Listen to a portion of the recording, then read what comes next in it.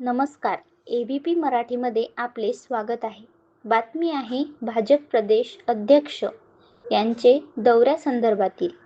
भारतीय जनता पक्षाचे प्रदेश अध्यक्ष शेगाव दौऱ्यावर आले असता शेगाव येथे श्री रवींद्र चव्हाण यांचा भव्य सत्कार समारंभ घेण्यात आला.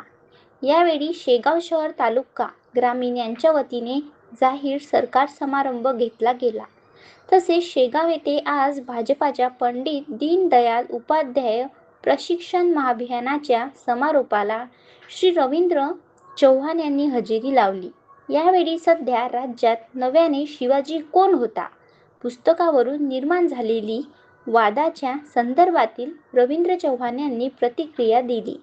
बघूया काय म्हणाले रवींद्र चव्हाण सविस्तर. ABP मराठीसाठी मुख्य संपादक विठ्ठल अवताडे, शेगाव. खरं तर आपल्याला माहिती आहे की संपूर्ण देशभरामध्ये भारतीय जनता पार्टीचे अभ्यास वर्ग हे सुरू आहेत. विदर्भामध्ये सर्व मंडलामध्ये अभ्यास वर्ग पूर्ण झालेले आहेत आणि त्यामुळे येणाऱ्या काळामध्ये 1 मे ते येणारा संपूर्ण मे महिना हे जिल्ह्याच्या असणारे 19 जिल्हे आहेत.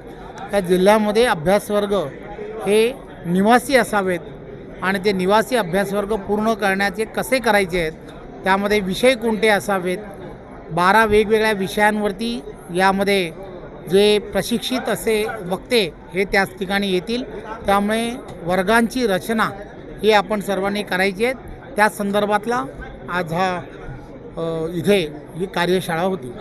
शिवसेनेचे बुलढाण्याचे आमदार संजय गायकवाड यांनी 2 दिवसापूर्वी शिवाजी कोण होता या पुस्तकाच्या प्रकाशकांना फोनवरून धमकी दिली आणि याआधीसुद्धा त्यांनी विरोधात असताना मुख्यमंत्री देवेंद्र फडणवीस यांच्याबद्दल अपशब्द काढले होते.